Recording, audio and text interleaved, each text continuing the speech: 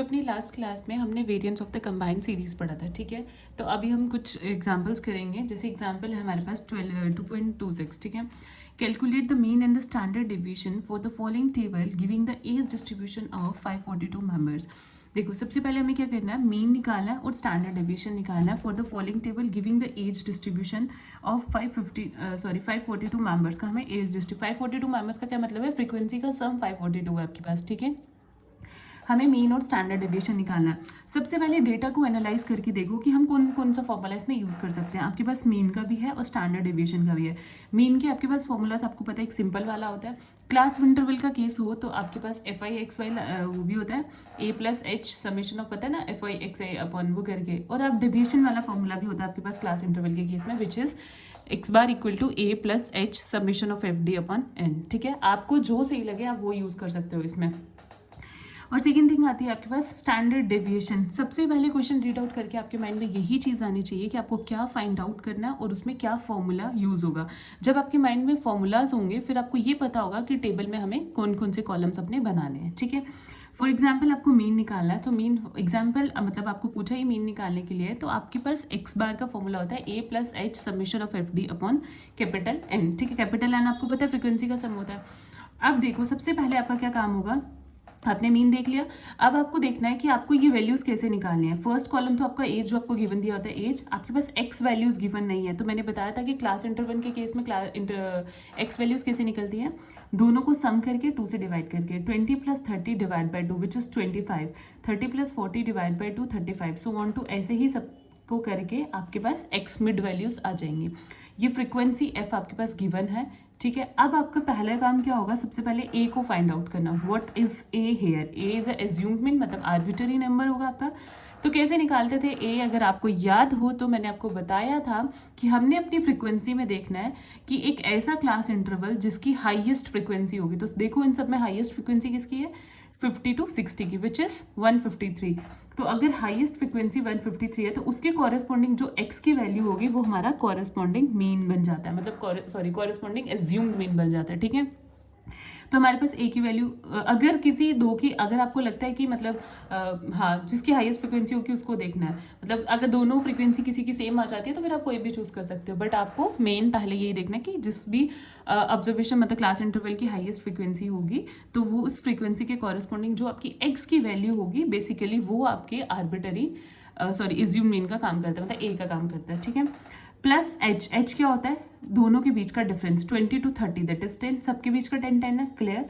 Submission of F into D, F तो है आपके पास लेकिन आपको डी निकालना है। तो व्हाट इज डी, डी का भी मैंने फॉर्मूला लिखवाया पीछे, डेविएशन एक्स माइनस ए अपॉन एच। एक्स भी है आपके पास, ए भी है, एच भी है।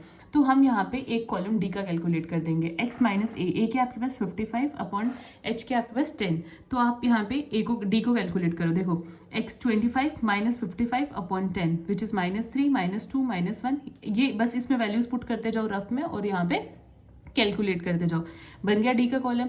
अब आपको बोल रहे हमने करना क्या था, सबमिशन ऑफ एफ डी चाहिए था, मतलब एफ इंटू डी की मल्टीप्लाई करो, 3 into -3 which is -9, 61 into -2 which is 1 -122।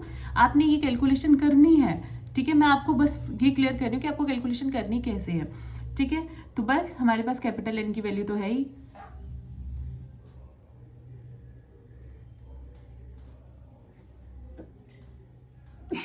Sorry, आपके पास कैपिटल एन की वैल्यू है। ये कैपिटल एन क्या होता है आपके पास, फ्रीक्वेंसी का समीशन, जबकि उन्होंने 542 मेंबर्स इन टोटल वो बताया भी है। तो बस इस सारे को सॉल्व करके आपके पास क्या आ जाएगा, एक्स बार की वैल्यू, क्लियर। नेक्स्ट आपका क्वेश्चन था कि आपको स्टैंडर्ड डेविएशन भी फाइंड करना था। तो स्टैंडर्ड डेविएशन अगर आपको याद हो तो क्या होता है, वेरिएंस ही होता है। वेरिएंस के हमने 2-3 फॉर्मूले पढ़े हैं, जो आपको इजी लगता है आप वो लगा लो, लेकिन डी वाला फॉर्मूला हमने वेरिएंस का ये पढ़ा था, sigma square is equal to h square 1 upon n summation of F d square minus 1 upon n summation of F d का होल स्क्वायर, क्लियर। अब इस फॉर्मूले को देखते हुए सबसे पहले आपको एच चाहिए, आपके पास वैल्यू है 1 अपॉन एन, एन की वैल्यू आपके पास है, समेशन ऑफ एफ डी का स्क्वायर चाहिए, आपके पास एफ इंटू डी है but summation of F into D का समेशन है लेकिन एफ डी स्क्वायर का नहीं है। तो इट मीन्स पहले आपको एफ इंटू डी स्क्वायर करना पड़ेगा, तो उससे भी पहले आपको डी स्क्वायर निकालना पड़ेगा। चलो इन्होंने यहाँ डी स्क्वायर का कॉलम नहीं बनाया है, बट आप चाहो तो एक डी स्क्वायर का कॉलम ऐड करके फिर मल्टीप्लाई कर सकते हो। देखो डी स्क्वायर की वैल्यू कैसे आएगी, 3 का स्क्वायर करेंगे क्या आएगा, 9 और 9 को मल्टीप्लाई करना है आपको डी के साथ, तो 9 इंटू हाँ डी स्क्वायर है ना, तो 9 इंटू एफ के साथ मल्टीप्लाई करना है, तो 9 इंटू 3 कितना आ जाएगा आपके पास 27। वैसे ही आपको 2 का स्क्वायर करना है, फिर मल्टीप्लाई करनी है 61 के साथ, 22 44 आ जाएगा। तो आप चाहे तो एक डी स्क्वायर का कॉलम बना के फिर एफ इंटू डी स्क्वायर कर सकते हो, ठीक है, वो आपकी चॉइस है। क्लियर? तो एफ डी का स्क्वायर का जब आपके पास कॉलम बन जाएगा तो बस उसका सिंपल सबमिशन कर देना, वो वैल्यू आ जाएगी -1/n summation of F D. Summation of F D चाहिए तो वो तो ऑलरेडी आपके लिए निकाल के रखा है, उसको n से डिवाइड करके उसका होल स्क्वायर करना है, ठीक है। तो अभी देखो हमारे पास, देखो एच स्क्वायर 10 था, स्क्वायर बन गया 1/n, n की वैल्यू 542 है, लिख दी। समेशन ऑफ एफ डी का स्क्वायर आपके पास 765 है, लिख दिया। माइनस आपको लिखना है 1/n summation of F D, ये समेशन ऑफ एफ डी है, इसको n से डिवाइड कर लो, -15 को n से डिवाइड करो, आपके पास वैल्यू आएगी 0.028, इसका स्क्वायर आ जाएगा, ठीक है। 100 को वैसे ही रखा, इसको इनसाइड हमने सॉल्व करा, इसको इससे डिवाइड कर लो, माइनस इसका स्क्वायर कर लो, ये वैल्यू आपके पास आ जाएगी, और यहाँ से आपके पास वैल्यू निकल के आएगी ये। बट हमें ये तो हमने वेरिएंस निकाल दिया, आपको पता है ना स्टैंडर्ड डेविएशन से वेरिएंस निकलता है और वेरिएंस से ही स्टैंडर्ड डेविएशन बनता है, तो इसलिए हमने इसका रूट हटा दिया। अगर हम इस वैल्यू का, इधर स्क्वायर था, स्क्वायर है तो तब तक ये वेरिएंस है, जब स्क्वायर हटाएंगे तो ये स्टैंडर्ड डेविएशन बन जाएगा, ठीक है।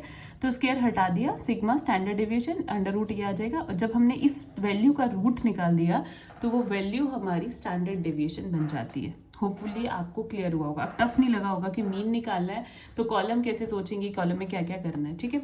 इसी के साथ हम एक नेक्स्ट एग्जाम्पल देखेंगे अपनी।